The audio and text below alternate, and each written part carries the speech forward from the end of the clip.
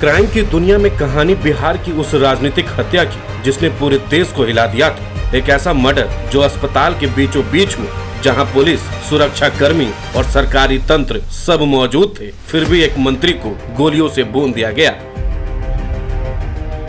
यह कहानी है ब्रिज बिहारी प्रसाद की हत्या की और उस डॉन की जिसने दिन दहाड़े एक मंत्री को खत्म कर दिया। बिहार के सियासी गलियारों में कई ऐसी खौफनाक कहानियां दफन है जिन्हें सुनकर आज भी रोंगटे खड़े हो जाते हैं। 27 साल पहले भी एक ऐसी कहानी खून से लिखी गई थी जब एक सरकारी अस्पताल के परिसर में बिहार के कैबिनेट मंत्री ब्रिज बिहारी प्रसाद को सरेआम गोलियों से छलनी कर दिया गया था। ताकतवर मंत्री की हत्या महज सत्ता, बदले और बाहुबल के लिए नहीं की गई थी, बल्कि इस हत्याकांड ने बिहार को खौफजदा कर दिया था। यही वो हत्याकांड था जिसके बाद बिहार की राजनीति में जंगल राज शब्द का इस्तेमाल खूब हुआ। दरअसल ब्रिज बिहारी प्रसाद का जन्म 20 जुलाई 1949 को बिहार के पूर्वी चंपारण जिले के आदापुर में एक साधारण परिवार में हुआ था। बचपन से ही वो मेहनती और महत्वाकांक्षी थे, लेकिन 1990 के दशक में बिहार की राजनीति में उनका एंट्री एक तूफान की तरह हुई। जनता दल से जुड़कर वे आदापुर विधानसभा सीट से पहली बार विधायक बने और लालू प्रसाद यादव के करीबी सहयोगी के रूप में काफी उभरे। उनकी छवि एक मजबूत ओबीसी नेता की थी जो पिछड़े वर्गों के हितों की रक्षा करते थे। वे मसल पावर और मनी पावर से वोटिंग और चुनाव को प्रभावित करने में माहिर थे। बिहार के मुजफ्फरपुर से चंपारण तक का उनका प्रभाव था। उनकी पत्नी रमा देवी भी राजनीति में सक्रिय रहीं, जो बाद में भाजपा से सांसद भी बनी। ब्रिज बिहारी की राजनीतिक यात्रा जातीय संघर्षों से भरी थी। वे ऊपरी जातियों के बाहुबलियों को चुनौती देते थे। 1990 से 1995 तक वे ग्रामीण विकास मंत्रालय के उप मंत्री रहे, लेकिन उनकी लोकप्रियता गरीबों और वंचितों में इतनी थी कि वे दिन दुखियों की आवाज कहलाते थे। इसी महत्वाकांक्षा ने उन्हें दुश्मनों की लिस्ट में लाकर खड़ा कर दिया था।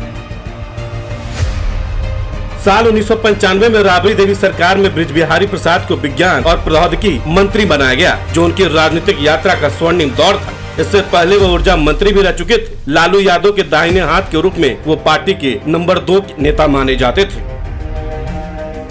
आदापुर से 4 बार विधायक रहने के बाद उनका प्रभाव पूर्वांचल से मुजफ्फरपुर तक फैल गया। 1995 के विधानसभा चुनाव में उनकी रणनीति से कई सीटें जनता दल के पक्ष में गई, लेकिन यह दौर बिहार में जातीय गैंगवार का भी था। ब्रिज बिहारी पर कई आपराधिक आरोप लगे, लेकिन वे हमेशा बच निकले। उनकी पत्नी रमा देवी ने 1995 में मोतिहारी लोकसभा सीट से चुनाव जीता, जो उनके प्रभाव का सबूत था। हालांकि उनकी सफलता उनके दुश्मनों की तादाद भी बढ़ा रही थी। बिहार की राजनीति में उनका नाम मंडल आंदोलन की चुनौती का प्रतीक था। बिहार में 90 का दशक बाहुबलियों का था, जहां जातीय गुटों में बटे अपराधी वर्चस्व की जंग लड़ रहे थे। ब्रिज बिहारी प्रसाद और छोटन शुक्ला के बीच दुश्मनी 1994 से शुरू हुई। छोटन शुक्ला आनंद मोहन सिंह की बिहार पीपल्स पार्टी का चेहरा था और मुजफ्फरपुर अपराध का गढ़ था। ब्रिज बिहारी ने अपने प्रभाव से छोटन को चुनौती दी। 4 दिसंबर 1994 यही वो तारीख थी जब मुजफ्फरपुर के चांदनी चौक में छोटन शुक्ला समेत 5 लोगों की हत्या कर दी गई। उनकी एम्बेसडर कार को घेरकर अंधाधुंध फायरिंग की गई। इस हत्याकांड के बाद आरोप था कि ब्रिज बिहारी के समर्थकों ने यह खूनी साजिश रची।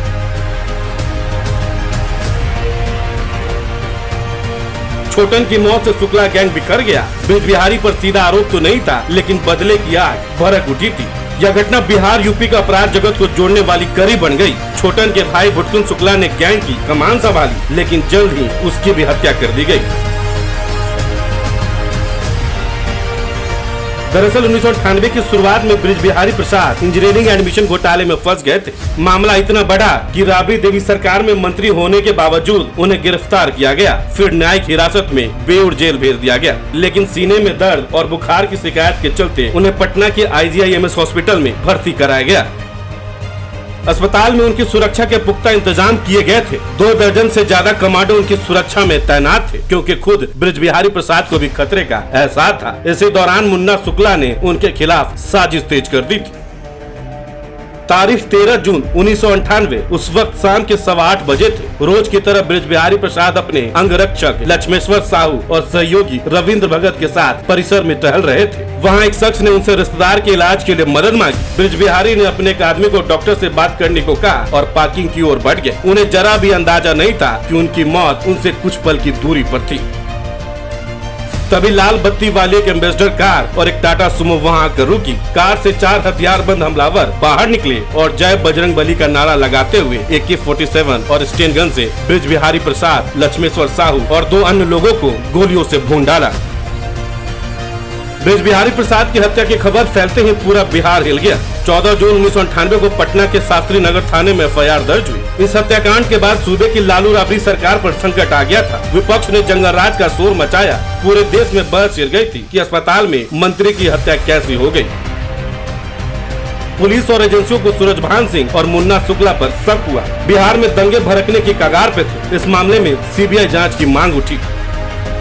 तारीख 4 जुलाई 1998 उस दिन इस मामले को लेकर संसद में बहस हुई, जहां लालू ने राजनीतिक साजिश का आरोप लगाया। ब्रिज बिहारी प्रसाद के समर्थकों ने विरोध प्रदर्शन किए। उनके मौत से OBC समुदाय में आक्रोश फैल गया था। यह घटना 1947 के बाद बिहार के सबसे चर्चित व्यक्तिगत हत्या मानी गई। बाद में ब्रिज बिहारी प्रसाद की पत्नी रमा देवी ने भाजपा ज्वाइन की। हत्या के बाद बिहार पुलिस ने इस केस की जांच शुरू की, लेकिन पुलिस की भूमिका विवादित रही। कई सबूत गायब हो गए, जिससे शक बढ़ रहा था। अपराधियों ने हथियार और गाड़ियां छिपा ली थी। दबाव में यह मामला CBI को सौंप दिया गया। CBI ने साजिश का खुलासा किया। मुन्ना शुक्ला ने जेल से ही हत्या का प्लान बनाया था। इस मामले में श्री प्रकाश शुक्ला शूटर था और सूरजभान मास्टरमाइंड।